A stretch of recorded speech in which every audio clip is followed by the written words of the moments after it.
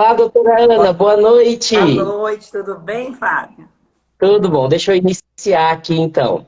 Bom, boa noite a todos. Eu sou o Dr. Fábio Rocha Lima, médico patologista, diretor técnico aqui do Artemis Laboratório, e vamos começar mais uma das nossas lives. Hoje com a presença da doutora Ana Tereza de Lúcia, né, que está aqui com a gente. Doutora Ana, por favor, se apresente aí para o pessoal que está entrando na nossa live, por favor. Oi, Fábio. Um oi para todo mundo, prazer estar aqui. Sempre é muito bom falar sobre o que mais a gente faz no dia a dia, né? Que é a saúde feminina. Então, é um prazer, como ginecologista, mastologista, né? Poder colaborar um pouquinho, ajudar, né? Conversar sobre esse assunto que é tão fascinante, né? Legal, muito bom. Bom, doutora Ana, vamos começar então, né? Nosso objetivo da live de hoje, né? Aproveitando aí o mês de março, que ontem foi Dia Internacional da Mulher, então nós vamos fazer uma sequência aí de lives falando sobre a saúde da mulher. E hoje nós conversamos aí da gente falar um pouquinho de uma fase muito importante da vida da mulher, que é a fase do climatério, essa fase pós-menopausa, né? Então, para a gente conseguir situar as pessoas que estão aqui com a gente, vamos falar um pouquinho, né, das fases, né, da vida da mulher e conceituar o que é menopausa, o que é climatério. É importante isso, né? Acho que todas, né, vão passar por isso, mas às vezes é muito importante a gente situar, e até a nomenclatura mesmo, né? Então, a mulher transita, né? A infância, por exemplo, é muito igual para a menina e para o menino. Na puberdade é que as coisas mudam, né? Essa diferenciação, cada um vai, né? O menino e a menina vão ser diferentes. E eu costumo muito comparar, Fábio, essa fase do climatério, fazer uma analogia com a fase da puberdade. A fase ali da puberdade, adolescência, é uma transição da infância para a vida adulta. Uma criancinha de 6, 7, 8 anos não vai virar adulto de uma hora para outra, vai precisar daquele período, né? Que vai começar ali nos 10, 11 anos, em torno dos 10 anos, e vai terminar em torno dos 18, 19 anos. Quantas mudanças ocorrem naquele corpo de criança para transformar em adulto? E depois, essa fase do climatério, é um outro período de quê? De transformação da vida adulta, reprodutiva, para a fase não reprodutiva da mulher. Isso também não vai acontecer da noite para o dia. É um período da vida em que muitas transformações vão acontecer. Então, o climatério é novamente uma fase de mudanças. E para muitas, não para todas, pode ser uma fase difícil.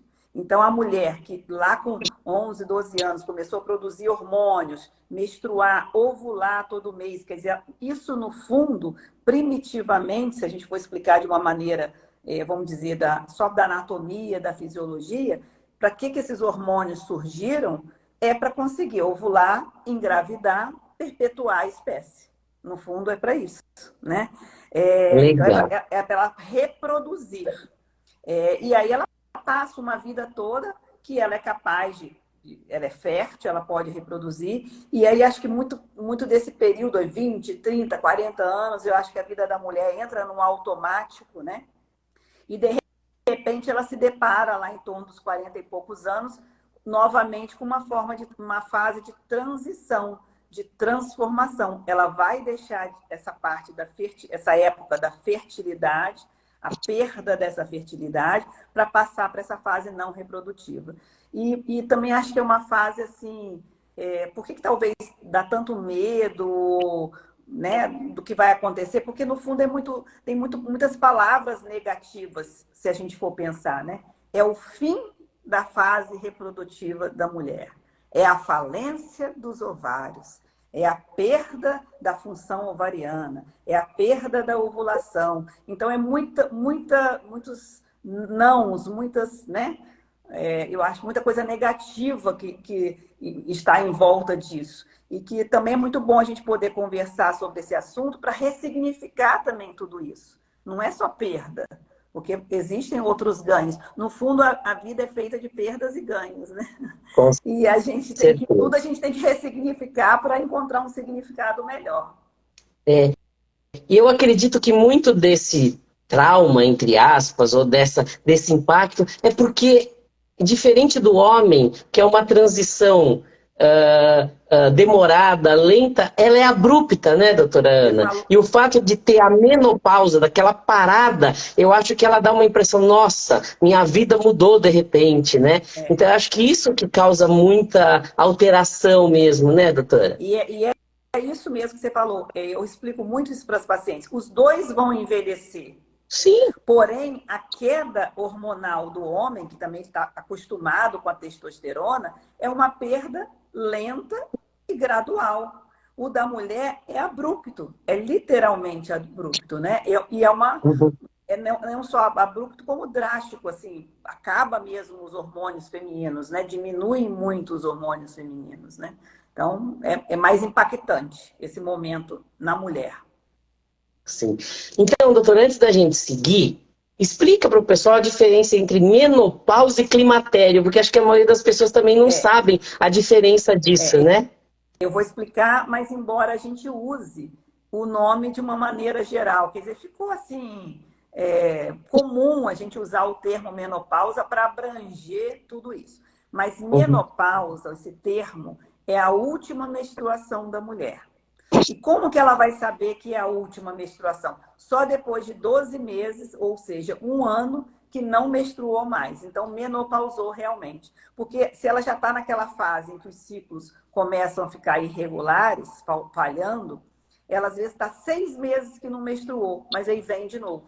Vem mais uma, vem mais duas. Então, depois de 12 meses que não menstruou mais, ela considera menopausa. E tanto, Fábio, que a menarca é a primeira menstruação da mulher. E a gente pergunta, com quantos anos você menstruou? A maioria fala, 11, 12, 13, elas lembram. Mas a puberdade começou antes. Se eu perguntar quando que começou a puberdade, quer dizer, aparecer a mama, os pelos, ela não vai saber. Mas a primeira menstruação ela lembra. E assim como a gente pergunta, e quando que você parou de menstruar? Ela também sabe falar. Foi com 48, foi com 50, 52. Então, a menopausa é a última menstruação da mulher. E o climatério é todo esse período antes, durante e depois, em que ocorrem todas essas transformações. Legal, muito bom. Mas, Então, doutora Ana, no dia a dia, todo mundo usa, a gente também usa o termo menopausa, porque sabe que está naquela fase, né? exatamente. Então vamos falar um pouquinho, né, das mudanças, né? O que acontece, né, na mulher nesse período do climatério? Quais são as principais mudanças que a mulher tem que reconhecer no seu corpo que vai acontecer nesse período e por que ela acontece, né? Então, Acho que isso é muito importante da gente falar. O principal é isso. Por que ela acontece? Os ovários que produziam estrogênio e progesterona e também ovulavam, para de ovular e assim, diminui acentuadamente a produção de estrogênio e progesterona, desses dois hormônios femininos. Então, todas as alterações, transformações e sintomas que vão vir em decorrência dessa diminuição desses hormônios femininos. Então, Fábio, também é muito importante falar que as pessoas não são iguais, né? Nem todo mundo vai apresentar todos os sintomas. O que toda mulher vai ter que apresentar é a parada da menstruação, quer dizer, aí menopausou, né? Todo mundo vai acontecer isso, só quem morrer antes da menopausa, todo mundo vai ter essa menopausa, né? Mas antes disso, é muito comum as alterações menstruais. Essas menstruações começam, às vezes, a ficar um pouco mais curtas, depois elas começam a ficar mais longas, atrasar, não vir. Às vezes muda a intensidade do fluxo, ela começa a ver que... A gente sempre pergunta na consulta ginecológica como está a sua menstruação, porque aquilo é o seu ciclo menstrual. Mas mudou, está vindo muito próximo um do outro, ou então já está espaçando, ou então vindo muito, ou vindo pouca quantidade. Já, isso é o que mais anuncia o climatério. Mas isso pode, o período é muito variado, isso pode ser um pouco mais rápido para algumas e pode ser um pouco mais longo. Pode durar 3 anos, já assim se alterando, já falhando, né? Já mostra uma falência da progesterona, que geralmente começa antes da falência do estradiol, começa a haver um desequilíbrio entre esses estrogênio e progesterona para depois os dois entrarem em falência. Então, o sintoma menstrual é muito comum. E depois, os principais e os mais que incomodam muito a elas são as ondas de calor, chamados fogachos. Então, independente da temperatura que está, aqueles fogachos invadem a mulher, né? E é desconfortável, às vezes vem acompanhado de uma certa palpitação, de um certo mal-estar.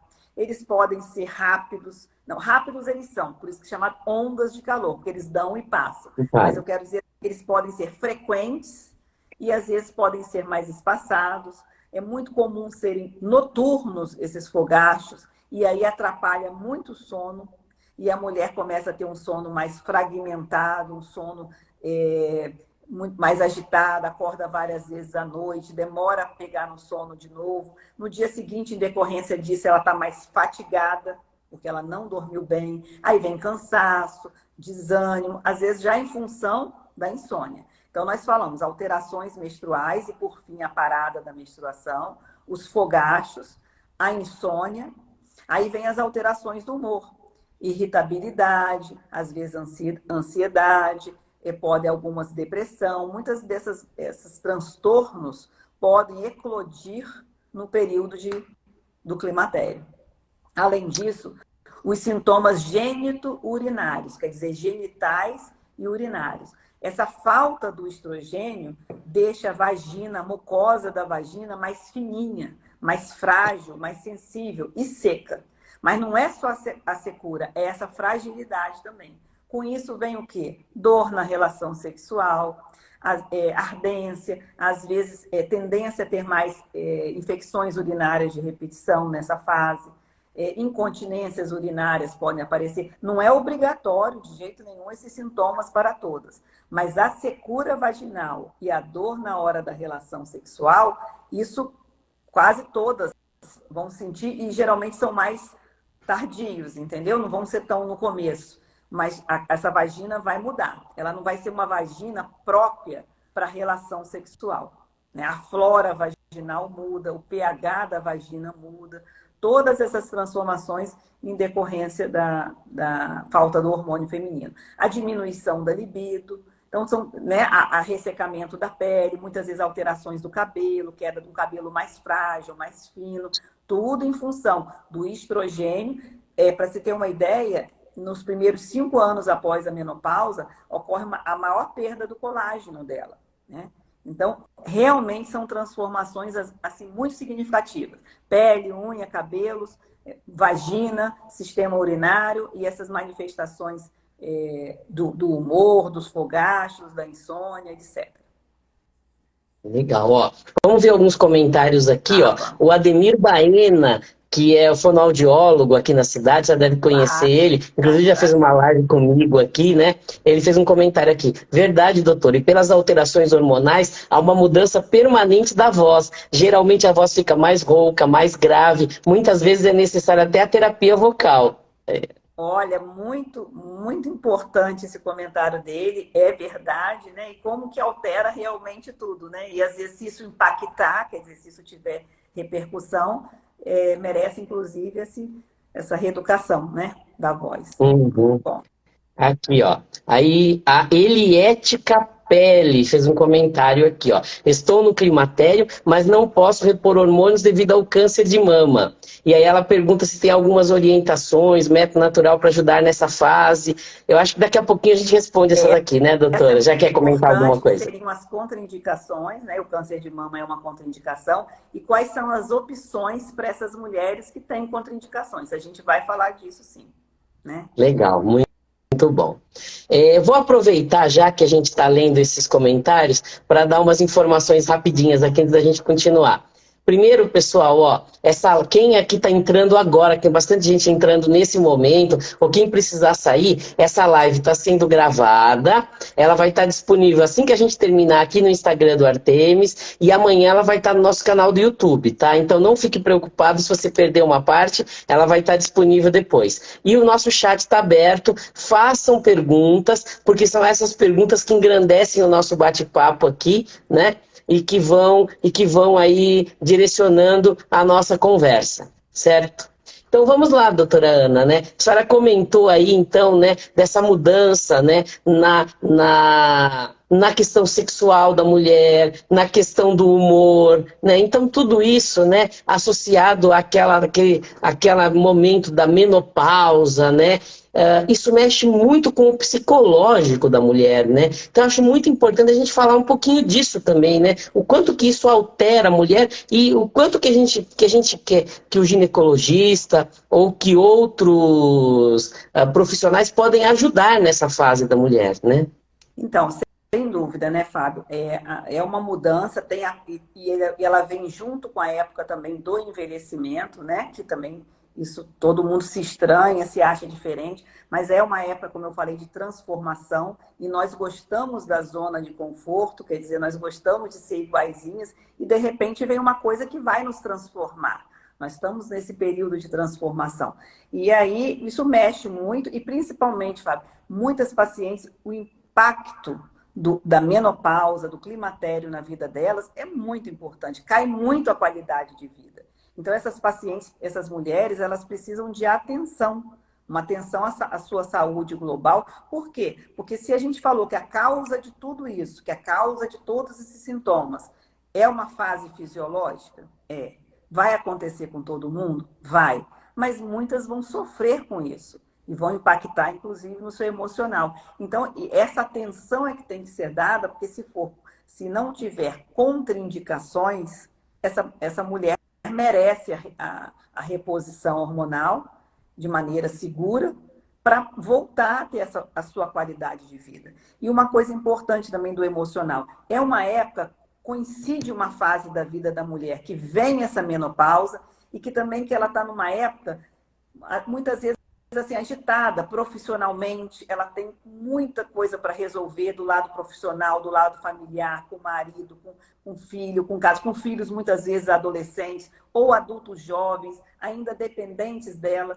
Quantas dessas mulheres estão cuidando do pai, da mãe, às vezes da sogra, às vezes de uma irmã? Então é uma época também que a mulher está muito sobrecarregada. Muitas enfrentando a síndrome do ninho vazio, e vem essa parte hormonal que é verdadeira e acentua muitas vezes problemas que já existem, né? Então todo cuidado tem que ser com a saúde mental, e não é só simplesmente passar hormônio, né? Tem que ver todo esse lado também da saúde mental dessas mulheres. Legal, muito importante isso, né? Bom, já que a gente está falando aí da parte hormonal, né, doutora Ana? Acho que a gente já podia emendar aí, né, que teve uma pergunta aí dessa questão do hormônio, né? Como é que é essa questão da reposição hormonal, né? Que mulher que pode fazer, quando que ela pode fazer, né? Essa questão dos riscos, né? Até porque a gente vai falar até das doenças também daqui a pouquinho, mas acho legal, já que já tem mais um comentário aqui também sobre essa questão hormonal, vamos já falar disso daí, que acho que está em voga aqui nos comentários. Então é isso, a reposição hormonal, o climatério, a menopausa impacta, trazendo prejuízo para a qualidade de vida da mulher, de muitas mulheres, e essas que estão sofrendo, que estão tendo sintomas, que esses sintomas estão impactando negativamente na sua vida, elas devem procurar ajuda para ver a possibilidade de fazer a reposição. E o que é, Fábio, a reposição hormonal? Não é uma novidade, ela é feita desde a década de 60, 70. O hormônio é estrogênio e progesterona. Foi melhorando a qualidade. No começo, eram estrogênios equinos conjugados, que eram extraídos de éguas prenhes. Então, era um hormônio de origem animal, né? E eles foram melhorando para chegar hoje nos hormônios estradiol mais parecido com aquele produzido pela mulher. Então, a reposição hormonal, TRH, terapia de reposição hormonal, nada mais é do que repor estrogênio e progesterona, que o ovário dela fabricava e que agora não está fabricando, ou está fabricando muito pouco, numa dose pequena, porque não quer mais para ter filhos, para ter todo aquele preparo do corpo. É uma dose pequena, necessária para alívio desses sintomas, para melhora desses sintomas e com segurança. É isso que a gente vai fazer. De maneira oral, transdérmica, em forma de gel ou de adesivo. Doses e combinações seguras, bem estudadas, que nós sabemos dos benefícios, então vamos falar os benefícios. A reposição hormonal vai tirar as ondas de calor, elas vão melhorar. Se o sono, a falta do sono, a insônia, a má qualidade de sono for em decorrência da síndrome climatérica, a reposição vai melhorar o sono dela. Melhorando o sono, vai melhorar o humor, vai melhorar essas alterações de irritabilidade, etc. Vai melhorar sobremaneira a vagina, vai voltar a ser elástica, lubrificada, então vai permitir voltar a ter uma vida sexual satisfatória. Aquelas que repõem logo no começo, elas às vezes nem chegam a sentir esses sintomas urogenitais. E o mais importante da reposição hormonal, também previne a perda de massa óssea, que vai começar a acontecer no climatério. Então, as fraturas ósseas em decorrente de osteoporose, lá no futuro, com 70, 80 anos, é uma grande causa, inclusive, de mortalidade e de morbidade. A pessoa ter uma fratura, né, e ficar em função daquilo. Então, a reposição hormonal vai melhorar essa parte também. Então, benefícios, gente, não temos dúvida dos benefícios da terapia de reposição hormonal. Agora, todo mundo tem que fazer reposição hormonal? Não. É uma escolha individual. É a paciente com o médico, é ela conversando se ela quer, se ela realmente tem esses sintomas, ou se não. Fábio, muitas pacientes falam assim, eu não sinto nada, eu estou ótima, eu estou bem, graças a Deus parei de menstruar, não estou sentindo nada. Não são muitas, mas então, nós temos que obrigá-la a receber reposição hormonal? Não, é uma escolha da paciente, junto com o seu médico, diante dos seus sintomas, a gente vendo as indicações e observando as contraindicações. Então, quais seriam as contraindicações clássicas para terapia de reposição hormonal? É um antecedente de câncer de mama. Então, ela já teve câncer de mama, tratou o câncer de mama, e muitas vezes, Fábio, ao tratamento do câncer de mama, uma quimioterapia, etc., leva uma menopausa até mais precoce. Entendeu? Mas depois que ela teve câncer de mama, está contraindicado fazer reposição hormonal. Por quê? Porque esse hormônio feminino, estrogênio e progesterona, pode fazer a doença, aumenta o risco da doença reaparecer. E ela não deseja isso, que esse câncer volte, né? Então é isso, câncer de mama, câncer de endométrio, e atenção, os outros cânceres não. Se ela teve um câncer de tireoide, não é contraindicação para fazer reposição hormonal. Um câncer de intestino, né? Câncer de colo do útero também não é contraindicação. É câncer de mama e endométrio. Às vezes a paciente fez uma biópsia de mama e deu uma hiperplasia, que você conhece muito bem, a hiperplasia ductal atípica. É uma lesão precursora. Ela não é câncer, mas ela botou essa paciente para alto risco para ter câncer de mama. Inclusive, muitas vezes a gente dá um tamoxifeno, que vai agir na mama como um anti-hormônio, para diminuir o risco dela. Então, essa paciente que já virou de alto risco fazer uma reposição hormonal, pode configurar uma contraindicação, né? Uma doença hepática descompensada, também não vai poder usar esses hormônios. Uma doença coronariana ou cerebrovascular instalada, esse hormônio pode piorar toda essa doença cardiovascular. Então, são algumas das contraindicações formais para reposição hormonal. Ser hipertensa, uma hipertensão arterial, se ela está controlada, ela usa medicamento e está bem, não é contraindicação para reposição hormonal. Um diabetes controlado também usa os hipoglicemiantes orais e está bem, não tem uma doença vascular avançada, não é contraindicação para reposição hormonal. Mas existem outras. É a conversa com o médico, a paciente, o médico, que eles vão decidir optar para iniciar a reposição hormonal ou não. Ok. Então vamos lá, doutora. Então vamos pegar aqui, tem vários comentários aqui, né? A Eliette Capelli, que falou que ela da questão do método natural, porque ela não pode usar, né, o câncer de mama, que a gente já tinha comentado, mas aqui, ó, aí você vê aqui, a Rosimeire Camacho fala, não posso fazer reposição hormonal porque tenho trombofilia, o que eu posso fazer, né? Aí até a Jaque Nunes aqui comentou da perda urinária, se ela pode ser feito algum exercício pélvico, né? Então, elas estão comentando aqui. Vamos trocar uma ideia sobre essas pessoas, então, que tiveram... Aqui a Beth Azevedo também falou que ela teve câncer de mama, né? E se ela pode ou não fazer Então, reposição hormonal. então, Então, vamos falar essas desses têm casos. contraindicação, não podem, né? Ou também, Fábio, aquelas que não querem, que tem também pacientes que, pelo medo, por algum motivo, não querem. Mas uma paciente que tem contraindicação, a gente vai ter que utilizar as terapias não hormonais.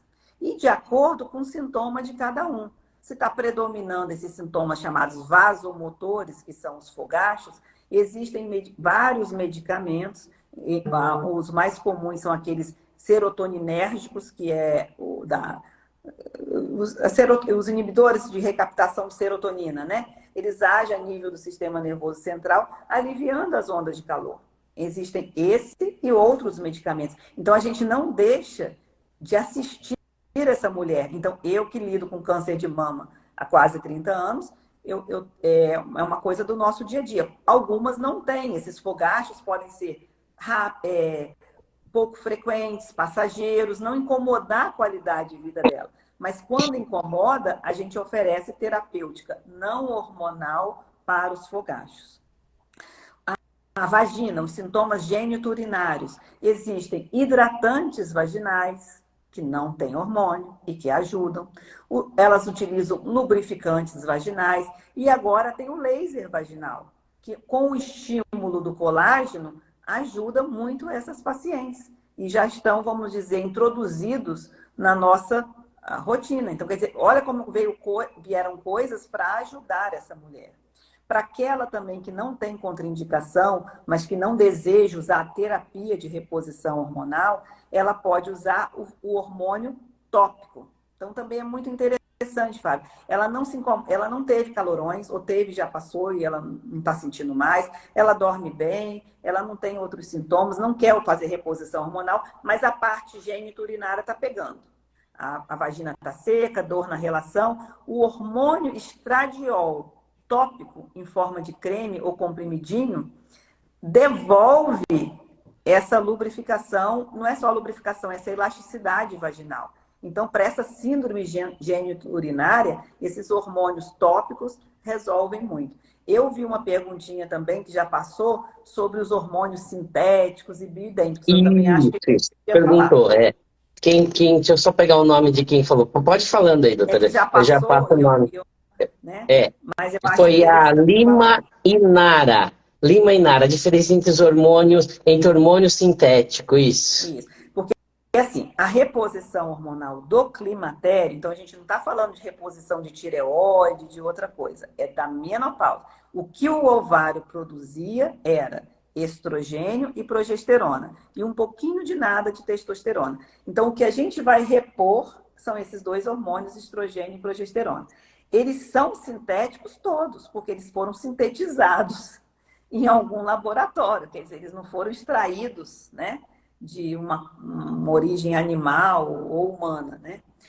Essa roupagem de bioidênticos surgiu há alguns anos para tentar dizer que o que fosse manipulado, que não vem com bula, né, seria diferente. Então, o estradiol, que está escrito no vidrinho da farmácia de manipulação, é o mesmo estradiol que está escrito nas embalagens comercializadas na farmácia. Então, o estradiol da farmácia convencional, da indústria farmacêutica, ele é tão bioidêntico quanto o da manipulação. Mas não precisamos utilizar esse termo, porque nós estamos usando hormônios semelhantes ao que a mulher produzia. Um exemplo, né, Fábio, é a levotiroxina, que é para quem tem o hipotiroidismo. A tireoide fabricava e ela entrou em hipotiroidismo e vai se repor esses hormônios tiroidianos. Não dá para inventar, dá, Fábio? Uma outra hormônio? Não é esse. O feminino também não dá para a gente extrapolar. É usar estradiol e progesterona. E essa combinação estradiol e progesterona geralmente é feita para a maioria das mulheres, né? Porém, aquelas que não têm útero, que tiraram o útero por algum motivo, mioma, etc., elas podem utilizar só o estradiol. Porque a progesterona, ela entra na reposição hormonal para proteção do endométrio. Se eu ficar usando estradiol, estradiol, estradiol, estradiol, estradiol e não tiver a oposição da progesterona, eu posso fazer um câncer de endométrio. E tudo isso está escrito na literatura e está escrito na bula. Então, eu tenho que adicionar a progesterona para proteger do câncer de endométrio. Se ela tirou o útero por algum motivo, ela não precisa usar a progesterona, ela pode usar só estradiol. E quem é o hormônio que melhora os calores, que melhora o sono, que protege a massa óssea, que melhora a vagina? É o estradiol. Também se utiliza o dilmirena, que libera a progesterona só dentro do útero, para a paciente usar também só o estradiol. É uma outra forma. Então, o que a paciente vai escolher com seu médico, com seu ginecologista, não é escolher, decidir qual é a reposição dela. Vai ser só estradiol? É estradiol com progesterona? É oral? É transdérmica de gel ou de adesivo? Ou não? Vai usar só o tópico? É cada um individualmente. É a mulher individual. Não é o hormônio que a vizinha toma, que a amiga toma, que a comadre toma. É o que vai ser melhor para ela. Exatamente, né? Hoje a gente fala muito, né, na medicina personalizada, né? E a gente que trabalha, né, com diagnóstico, com tratamento de câncer, a gente vê muito mais isso, né, doutora? Muito mais. Que cada vez mais é a individualização do tratamento, né? O que é melhor para aquele indivíduo, para aquele organismo, para aquela situação, né? Para aquele contexto, né? Não é uma Clínico, fórmula igual para psicológico. todo mundo, né?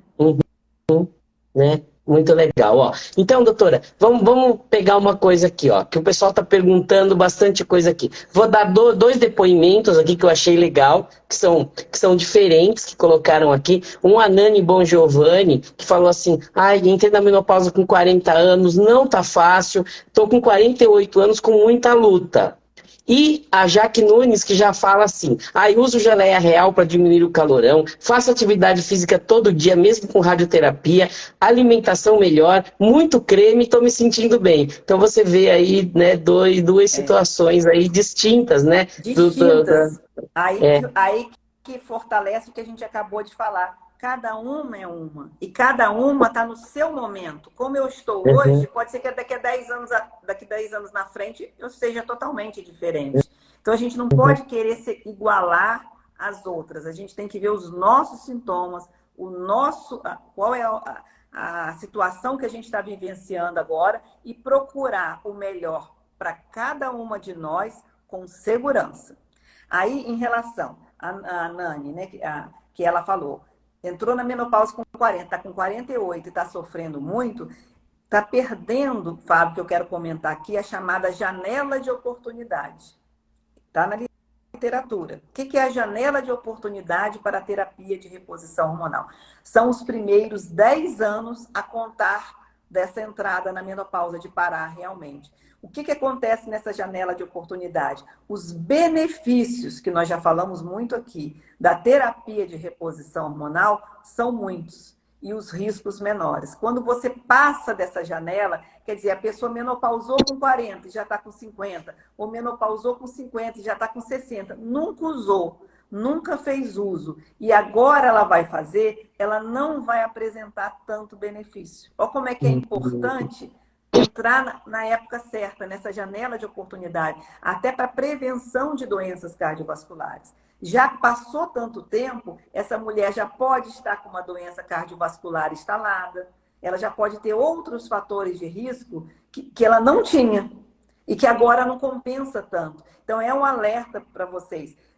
Aquela entrada na menopausa, que é realmente a época mais difícil, é ali que a reposição hormonal deveria, idealmente, ser iniciada. Tem mais vantagens, tem mais benefícios sobre massa óssea, sobre colágeno, sobre os sintomas. Tudo vai encaixar melhor nessa época. Então, não deixar para muito depois. Mas lembrando, eu vou sempre repetir aqui, é uma opção. Ninguém é obrigado, nem todo mundo tem que fazer essa reposição hormonal. Aí o outro lado, a que não usa, né? Mas que está fazendo atividade física, está tendo uma alimentação importante. Fábio, é muito importante a gente frisar isso aqui.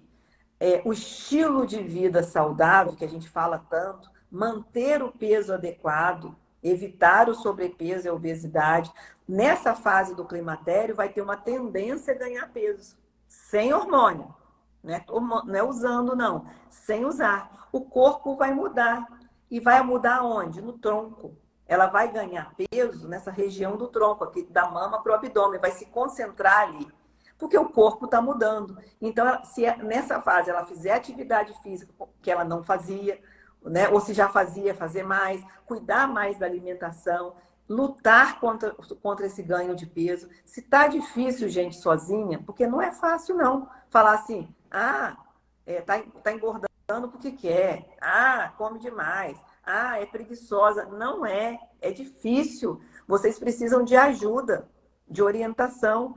Ter, às vezes, uma endócrino para avaliar como que foi esse ganho. Porque ele vem o quê, Fábio? A esteatose, a gordura no fígado, né? As doenças, a obesidade, gente, está ligado a isso. Vai levar, pode levar a diabetes, a doenças cardiovasculares, hipertensão, né? E a obesidade aumenta o risco para câncer de mama, endométrio e intestino. Isso já está consagrado. E se eu estou numa fase do climatério que eu tenho tendência a ganhar peso, a gente tem que lutar contra isso. Então, aquele estilo... Aí eu acabei indo para essa parte, né? Mas esse estilo de vida que essa mulher citou, que está fazendo atividade física, que está se cuidando de outra maneira, pode sim ajudar muito nos sintomas de menopausa. Se manter a chamada medicina integrativa, práticas de Tai Chi Chuan, yoga, tudo isso melhorando a mente também pode contribuir para quê? Deflagrar menos fogachos, né? Então, é muito importante. Não é só hormônio. A gente fala muito, porque os benefícios do hormônio são muito palpáveis e conhecidos, mas o estilo de vida saudável colabora e muito para a mulher passar pelo climatério de uma maneira melhor. Ó, doutora, aqui tem dois comentários que eu acho que é importante aqui, ó. A Eliette Capelli, ela fala assim, né? Alimentação, que alimentos ajudam, que alimentos pioram, né? Ela faz o comentário. E a Lima Inara, ela comenta assim, leite e derivados contribuem para o fogacho? Então, como que a alimentação nessa fase pode ajudar, piorar? Tem alguma coisa na alimentação que pode ajudar? Como é que é isso nessa fase? Leite, essas coisas não. Mas assim, ter uma dieta que evitando o excesso de sal, de substâncias mais industrializadas, de conservantes, quer dizer, evitar esse tipo de alimentação mais industrializada, ter uma alimentação mais baseada em frutas, legumes, carnes mais grelhadas, menos frituras, tudo isso diminui a retenção de líquido, né? Tudo isso, e também, Fábio, é o processo inflamatório que também ocorre quando tem o sobrepeso. Então, tudo isso é uma alimentação saudável, não vão ter alimentos específicos, né? Mas uma alimentação que é o que a gente pregou, feita em casa, feita na hora, com alimentos que a pessoa procura comprar alimentos de boa qualidade. Tudo isso vai contribuir e evitando sobrepeso e obesidade. Muito bom. Doutora Ana, ó, nós já estamos aí avançando aí na nossa live, uma live que está gostosa, está cheio de gente, tá com bastante audiência. E uma coisa muito importante que a gente tem que conversar é, essa mulher, ela chega nos 40, nos 45 anos e tem várias doenças que começam a aparecer nessa fase, né? Então, tem uma importância muito grande dos exames preventivos que a mulher tem que estar fazendo nessa fase. Então, eu acho muito importante a gente abrir agora, né, para essas doenças e que tipo de exames que essa mulher tem que fazer obrigatoriamente para prevenir essas principais doenças que acometem a mulher a partir dessa faixa etária. Então, em toda a vida da mulher, ela vai ter que ter esse cuidado com a sua saúde. Mas lembra que no começo eu falei, a mulher ali entre os 20 e 40 anda muito no automático, né? E é época de criança pequena, de correria e tal, tal. Nessa fase agora dos 45, 50 anos, ela tem que se voltar mais para si. se escutar mais, se conhecer mais e praticar o autocuidado. Falar, peraí, eu preciso de um tempo para mim. Porque muitas delas, vamos dizer, cuida de tudo e de todos e negligencia com a própria saúde. Elas vão perceber que nessa fase elas precisam dar mais essa atenção a si mesmas. Então, ter o seu ginecologista de confiança, fazer as consultas de rotina e fazer os exames de rotina. O Papa Nicolau, que começou lá nos 20 e poucos anos, vai continuar com prevenção do câncer de colo do útero. E muitas vezes a pesquisa do HPV. Você sabe como o câncer de colo está frequente e mesmo a gente preconiza, inclusive, nessa faixa etária, né, a pesquisa, porque é ele que está relacionado ao câncer de colo do útero. Não como uma rotina, tá, gente? Mas assim, individualizando as pacientes numa consulta. Mas é o exame de Papa Nicolau, para prevenção de câncer de colo do útero. Para câncer de mama, a mamografia anual a partir dos 40 anos, ou antes, se ela tiver alguns fatores de risco. Ela pode detectar pequenas lesões, que se você detecta cedo, você trata cedo, o tratamento é menos agressivo e a chance de cura é maior. Os exames laboratoriais, é a hora da gente rastrear o pré-diabetes, o diabetes, então é a glicemia, as dislipidemias, que é o aumento do colesterol, do triglicérides, que vão contribuir para doenças cardiovasculares no futuro. Então, se você detecta essa alteração metabólica, você já tria quem são as pacientes que estão com essa... E nessa fase, durante a menopausa e o climatério, elas vão ter mais tendência a ter essas dislipidemias, né? Então, é muito importante a detecção e prevenção dessas doenças metabólicas e cardiovasculares. A densitometria é mais lá para frente, quando a menopausa já vem instalada, mas a gente tem que atentar para os fatores de risco para a osteoporose, além da menopausa, que é o uso de hormônios tiroidianos, o tabagismo, o uso de corticoides, são coisas que vão aumentar o risco para ter osteoporose. Então, eu falei da prevenção, exames para câncer de mama, câncer de colo do útero, a colonoscopia, que era a partir dos 50 e agora está a partir dos 45 anos. Por quê? Porque o câncer de intestino, assim como o de mama, tem diminuído a faixa etária.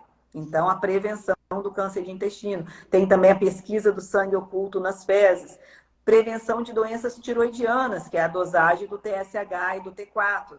Então, enfim, são exames laboratoriais, né, de rotina, exames de mamografia acompanhado de ultrassom nas mamas densas, Papa Nicolau, exame ginecológico, acompanhar o peso, então você sempre, né, tá ganhando peso, alguma coisa tem que ser feita, porque isso não é saudável, né? Então a gente tem que prevenir tudo isso. Acho que em linhas gerais seriam isso. E uma coisinha também que a gente... O ultrassom transvaginal é importante também para ver endométrio e ovário? Para quê? Para ver o endométrio. O ovário também. O ovário, né, é um câncer de ovário. Ele, felizmente, não é tão frequente, porque ele é muito agressivo e muito fatal. E você pode fazer um transvaginal e o ovário está normal, e às vezes daqui a 6 meses, 1 ano, ela aparece com câncer de ovário. Então não tem muito prevenção para câncer de ovário. Mas o transvaginal para o endométrio é muito importante. Você pode detectar pólipos, espessamentos endometriais, e também para você fazer a terapia de reposição hormonal de maneira segura. Se eu já tenho um pólipo, um espessamento endometrial e ainda vou dar hormônio, não, eu tenho que ver como é que está esse endométrio antes de começar uma terapia de reposição hormonal. E o que eu queria falar, Fábio, é sobre a relação, que é tem um temor, né? Da terapia de reposição hormonal e o câncer de mama. Então, vira e mexe, a gente coloca os posts, né? Terapia de reposição hormonal aumenta risco para câncer de mama? Sim.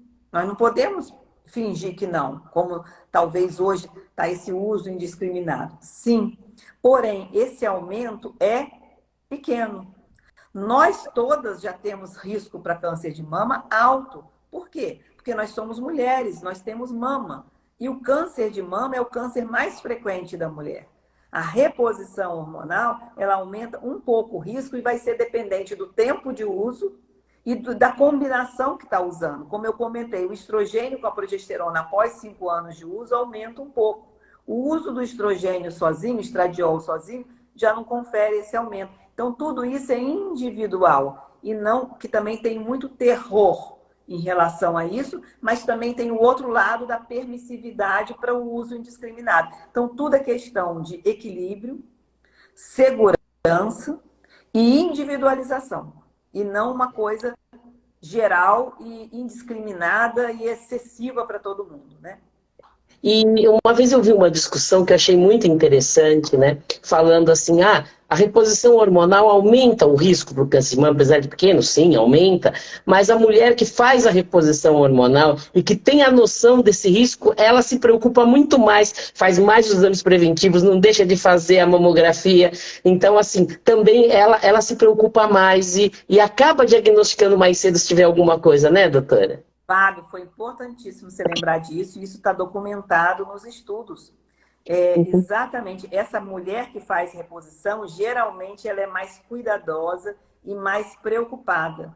Então, ela mantém mais essa regularidade dos seus exames. E aí, quando ela detecta, isso tem estatística, ela detecta geralmente numa fase mais inicial, né? A gente vê realmente assim, no dia a dia, existe aquela parcela que está sempre realizando seus exames, é mais preocupada com a saúde, pratica atividade física, alimentação mais adequada, e outras não. E também a gente não pode julgar e criticar, porque cada um também tem seus problemas, a sua realidade, as suas dificuldades em manter seus exames de rotina. O que eu mais ouço é assim, eu não pude vir porque eu estava cuidando do marido, o marido infartou, o pai adoeceu, viajou para cuidar do pai. Então, a mulher, ela se envolve mesmo, realmente, muito com os outros. E, às vezes, ela deixa um pouquinho a saúde dela, né?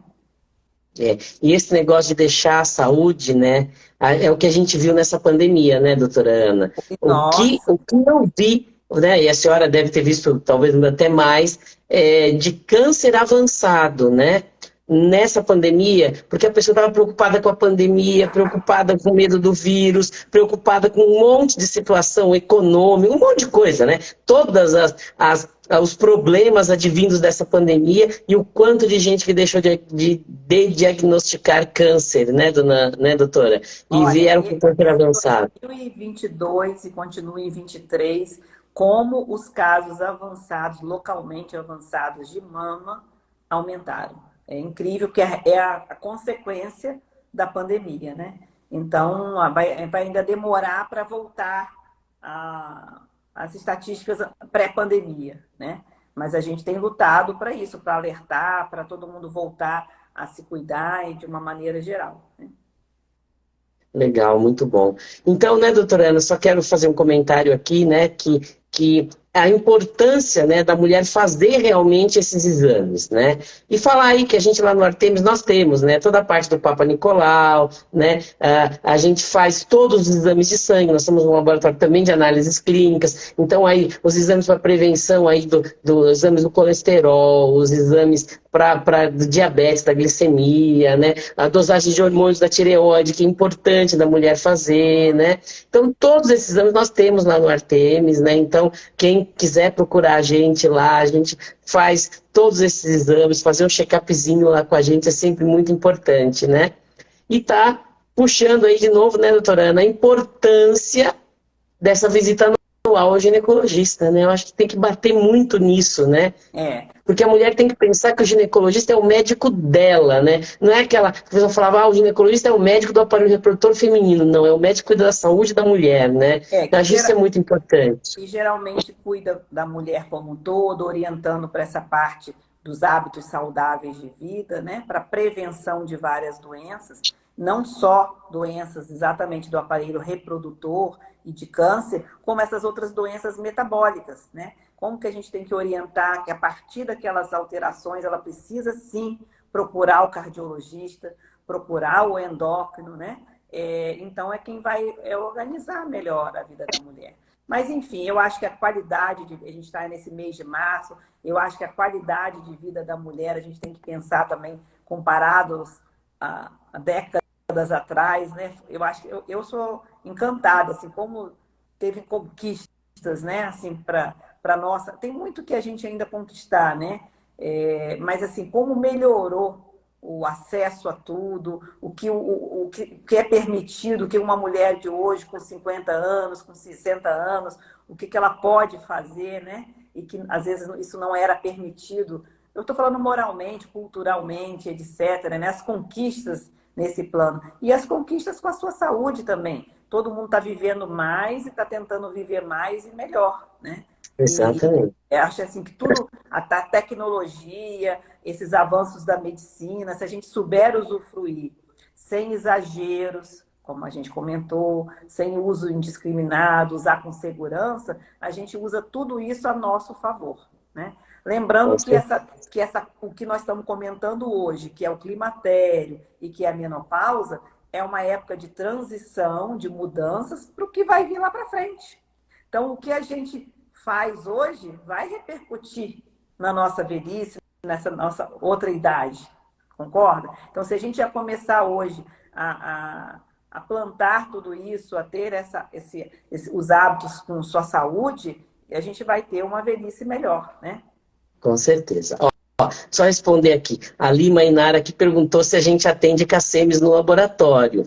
Atendemos CACEMES a parte de anatomia patológica, tá? Então, biópsias, Papa Nicolau, PAFs, isso a gente atende pelo CACEMES. A parte de exames de sangue, né? Exames de urina, as coisas, o CACEMES a gente não atende pelo CACEMES. Então, o CACEMES é um credenciamento parcial lá no laboratório, tá? Mas pelo Bradesco, e pelo Fusex e pelo... eu já lembro. Era o Prover. E pelo Prover a gente atende tudo, tá? A gente atende a parte dos exames de sangue e a parte de anatomia patológica, tá? Bom, aproveitando que a senhora falou, né, dessa importância, né, da atividade física e da alimentação, né, na semana que vem, nós vamos na quarta-feira da semana que vem, vai ser um dia diferente, vai ser no dia 15, né, também às 19 horas, vamos ter uma live com a presença da Ellen Verão, que é nutricionista, e do Carlos Eduardo, que é educador físico, personal, e nós vamos discutir só essa questão da atividade física e da alimentação para a mulher para ter uma vida mais saudável, tá? Então não perca essa nossa live semana que vem, que ela vai fazer uma complementação bem legal disso tudo que a gente falou hoje, né, doutora Ana? Muito, com certeza. Acho que a gente tem que... Essa tecla da atividade física e da alimentação, a gente vai ter que bater sempre, que são fundamentais para para qualidade de vida, saúde e bem-estar físico e mental. Então não percam essa nossa live, tá? Isso vai ser muito importante. Bom, doutora Ana, ó, já estamos batendo aí nas 8 horas, que é a nossa previsão de duração da nossa live, né? Então, doutora Ana, faz essa mensagem final aí da senhora, dessa mensagem, né, para esse mês da mulher. Ontem foi o Dia Internacional da Mulher. Faz essa mensagem final aí do que a senhora acha mais importante da mulher se cuidar aí nesse mês e na vida dela daqui para frente, né? Praticar o autoconhecimento, né, e o autocuidado. Se priorizar, se colocar em primeiro lugar, isso não quer dizer que a gente não vai estar atendendo os outros ou se preocupando com os outros, mas é procurar se preocupar, sim, com a própria saúde, fazendo seus exames regularmente, mas principalmente dando essa atenção à atividade física, alimentação, evitando sobrepeso, obesidade, evitando álcool, fumo, ou seja, obtendo uma vida mais saudável, né? E tendo nessa fase do climatério uma atenção mais personalizada, mais individualizada para os seus sintomas, para o seu momento do climatério, e para a verificação de indicações de reposição hormonal individualmente, com o seu médico, colocando na balança seus riscos e benefícios individuais e não dos outros, e decidindo sempre por uma melhor qualidade de vida com segurança. Muito bom.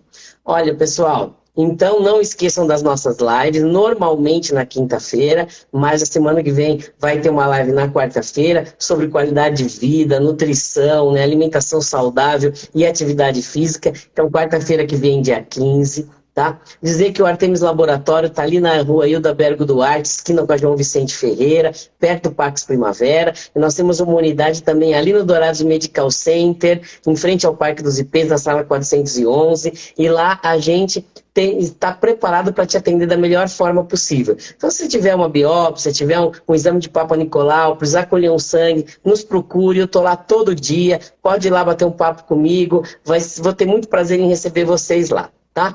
Doutora Ana, para a gente... Obrigada, viu, Cláudio? Obrigada a todo mundo que participou. Eu não consigo ler as perguntas, mas obrigada. Espero ter contribuído com alguma coisa.